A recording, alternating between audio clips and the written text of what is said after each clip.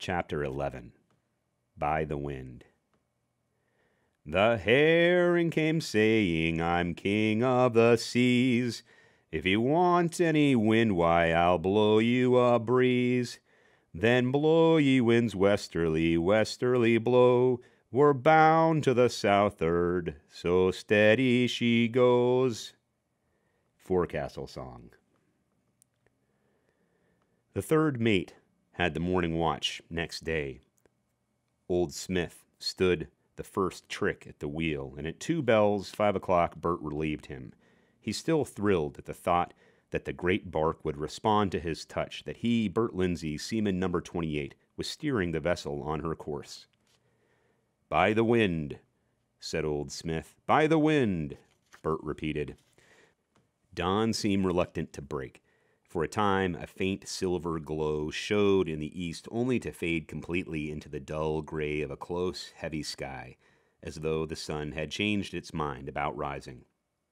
Half the night the bark had rolled in calm. The rest of the time the watch on deck had been kept busy bracing the yards around to take advantage of light and shifting breezes. Now, however, the wind had settled down to blow steadily and with gradually increasing force out of the northwest, bowling the deep-laden bark along at 7 knots. The steady tug on the wheel was just enough to keep the helmsman's muscles tensed to meet the sudden twist when a sea rolled under the stern and side-slapped the rudder. Again and again Bert gazed upward at the quivering royal and the steadily drawing top-gallant sails and topsails, all framed in the glass of the skylight over his head. A great black-footed brown albatross would sweep across the picture. Goonies, the sailors called them. Bert smiled to himself as he remembered stories the men had told him about the birds. If a sailor dies at sea, his soul turns into a goonie, Einar Nelson, boatswain of his watch, had said seriously. That's what goonies are, the souls of drowned sailors. And it's easy proved because goonies never go ashore to breed like gulls and Mother Carey's chickens. You'll never see a goonie closer than 200 miles to shore. When did they pick up the Queen of Asia? Just when the gulls turned back to shore, 200 miles out, and believe you me, they'll leave us again when we get that close again. The soul of a sailor don't like the shore. Fred von Bergen, overhearing the conversation, had snorted contemptuously at what he called the superstition of the boatswain. Souls, bah, he said. If they are souls, they are the souls of devils. Have you ever seen them attack a man? No? Then you have missed something. Drop overboard now. He pointed to 100 of the brown albatrosses swimming after the bark or skimming swiftly an inch above the waves. And in 30 seconds, you will be fighting for your eyes and for your life. In 1912, I have seen that for myself. When I sailed out of Hamburg for Valparaiso in the 5-masted full-rigger, Preussen, the largest square-rigger ever built, the Preussen was. While Bert's thoughts wandered, he studied the compass card and the sails over his head. West-southwest, read the card, the course the vessel had been steering since 8 bells, yet there was an undeniable quiver in the upper Tegantsel, where no quiver should be, while instead of quivering, the Royal was spilling half its wind. We may see Waikiki yet, he said to himself, giving the wheel a couple of spokes to windward. The third mate thrust his head in at the wheelhouse door. Keep her off, he cautioned. 1/2 point will do it. Keep her off, repeated Bert, and added, Isn't the wind hauling ahead, Charlie? The best she'll do is west-southwest, a 1/2 south. Yeah, the third said gloomily, and it's going to haul several more points before it quits. This scrap iron wagon is in for more than one kind of trouble. With that, he went back to pacing the poop. Wind hauling to the westward, and the third prophesizing a new kind of trouble. That meant storm. A storm on top of a mutiny of the China gang that threatened to break out at any moment. The battle of the previous day had been but a scrimmage, involving 50-odd tween-deckers and half as many of the crew. There was more to come, and every man aboard the bark knew it.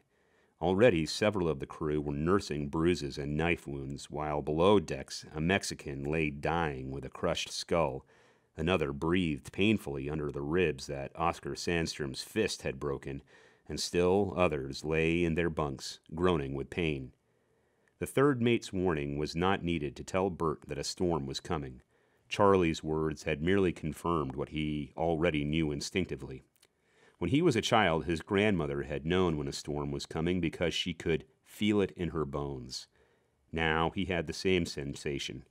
The chill wind, the dull, heavy sky, the rising seas, a peculiar stiffness in his own body, even the behavior of the albatrosses seemed to give warning of the storm. To Bert, it seemed the birds flew more swiftly than usual and settled on the water less often. Always greedy, they seemed now to be in frenzied haste to strengthen themselves with food against coming days when they could not feed, but must soar ceaselessly high above the raging sea. They even tore apart and devoured a loaf of stale bread that the baker threw overboard. Ordinarily, they would not touch bread. The captain burst out of the chart house, glanced quickly aloft, and then fell to pacing the deck with a quick, nervous step wholly unlike his usual measured stride. Once he stepped into the wheelhouse and studied the compass for a moment, muttering half aloud, "It's coming, it's coming." Outside again, he spoke to the third without looking at him. "What's she doing, Charlie?" "8 knots, sir," came the answer. Forgetful of the passage of time, Bert was startled by the ship's clock in front of him striking 4 bells, the end of his trick. He reached for the leather thong on the clapper of the brass bell beside the clock. Bing, bing, bing, bing. The lookout's bell forward answered like an echo. Bong, bong, bong, bong. 6 o'clock. 2 hours until his watch would go below or off duty and sit down to breakfast. "By the wind," Bert said to Einar Nelson, who took his place at the wheel, and the boatswain repeated the chorus after him. As he walked toward the ladder head, being careful to time his passage so as not to interfere with the captain's pacing, he gave the chorus to the third, who also was keeping out of the captain's way. "By the wind," Bert said. "By the wind," said the third. Relieved of the responsibility of the wheel and with nothing to do but keep warm and be on deck in case he was wanted, Bert let his mind wander back over the events of the previous day, the fight between Oscar Sandstrom and the Mexican, the ensuing brief but violent free-for-all, the expedition into the 'tween decks to find the doctor. They had found the doctor, all right, and also the second mate and Pete Condon. All of them protested that they had merely been playing poker and had not known of the trouble on deck until the crash of the deckhouse door told them that they were temporarily prisoners along with most of the China gang. The chief mate had seemed satisfied with their explanation, had not even asked them why they did not come up when the doors were opened to send down the disarmed and battered insurgents. It did sound reasonable. Bert had seen all 3 playing poker there before. But what was the meaning of the look that one of the white members of the gang had flashed at the trio when the chief mate and Bert and the other seamen had first appeared on the stairs?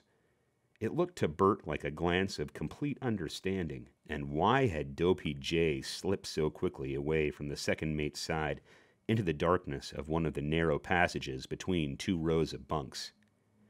Bert saw a young white boy. He thought it was the same lad who had run weeping into Policeman Murphy's arms the night before they sailed, looking at him with frightened, eager eyes as though there were something he wanted to tell him but dared not. He glimpsed the massive form of Big Boy Johnson standing back in the shadows, and he saw the whites of the Negro's eyes gleam. Did Big Boy have something to say to him, too? "All right, come on deck," the mate was saying, and then he waited till the other 5 men were ahead of him before he moved up the stairs without so much as a glance over his shoulder. Bert looked back, watching him, watching the grim shadows below, and marveling that neither bullet nor knife sank into the mate's back. If a real mutiny were impending, why did they pass up such an opportunity to do away with the first officer unless they were awed by the sheer nerve of his act? During breakfast, which came as a welcome interruption to the boys' thoughts, there was an argument over the vessel's speed. "She's doing 10 knots," said Einar Nelson emphatically. "She was making 9 when I left the wheel at 6 bells, and she's making 10 now." 10.5 is nearer," said another. 9.5, you mean," said a third. "And we're heading for the Hula Girls. We won't see Unimak Pass for a month yet." Old Smith poised a large bite of ham between his plate and his mouth. "Ye'll be lucky if ye ever see Unimak Pass again," he growled, "let alone the Hawaiian Islands." Then, turning to his young partner, he said, "Better eat hearty, boy. This may be your last meal for a long time." And the ham plunged home. Bert ate a second pair of fried eggs, finished off with 3 hot cakes and another cup of coffee, and returned to the deck. He was below now, off duty, but the rising wind, the threatening sky, and the promise of excitement kept him on deck, despite the flying spray and the cold. By 4 bells of the forenoon watch, 10 o'clock, the bark was rushing over great seas at 11 knots. At 6 bells, her straining rigging and iron-taut sails hurled her forward at 13 knots, according to the man whose trick at the wheel ended then. 13 knots! And the men had been as one in stating that, with her tremendous cargo holding her deep in the water, the Queen of Asia could not be driven over 14 in a hurricane. Bert climbed into the weather mizzen shrouds a few feet above the bulwarks, feasting his eyes on the leaping vessel, exulting in the sting of the salt spray in his face. He had forgotten the mutiny of the China gang, forgotten the man who had orders to get him, forgotten everything save the joy of facing the rising gale that pressed him close against the shrouds, and the thrill of feeling the vessel vibrate under his hands and beneath his feet. And he had thought that rowing a shell and playing football were fun. This was the life. This was why so many generations of boys had run away to sea. The marvel was that any had stayed at home. He would go forward to the forecastle head and watch the magnificent sight from there, the sight of this long, slender, lithe thing of steel and rope and canvas battling with the elements, using the strength of the elements to speed it on its way. But first he must get his oilskins, for more than spray was coming over the bows. Aft in the lazarette, where he went to don his oilskins and sou'wester, Bert found Fred von Bergen sitting on a sea chest as he had first seen him. Instead of the finely carved meerschaum, which he usually smoked when not on deck, von Bergen was smoking his big clay pipe. The German looked at the boy's shining eyes and flushed, excited face that showed something of the tension of the straining vessel. His own placid calm quieted the boy. "Better you take it easy, my boy," von Bergen counseled between slow puffs on his pipe. "Before we are through, you will need all your strength." Instead of putting on his oilskins and rushing back to the deck, Bert sat down on an empty box, automatically bracing himself against the heave and fall of the bark's stern. Fred's advice was usually worth taking, he decided, so he leaned back and rested while the German told him stories of storms he had been through in great German square riggers of 4 and 5 masts, with skippers who drove their vessels until the sails furled themselves or the mast went over the side. So interesting were these tales that Bert was startled when the bell in the wheelhouse above them struck 8. Dinner time. 2 or 3 men rolled out of their bunks where they had been napping or reading and all started to stroll forward for dinner. Then they suddenly, and as one man, grabbed for their oilskins and slipped into them as they stumbled toward the deck, for from outside, borne back to them by the wind, came the chief mate's long-drawn, penetrating cry, "All hands on deck to shorten sail."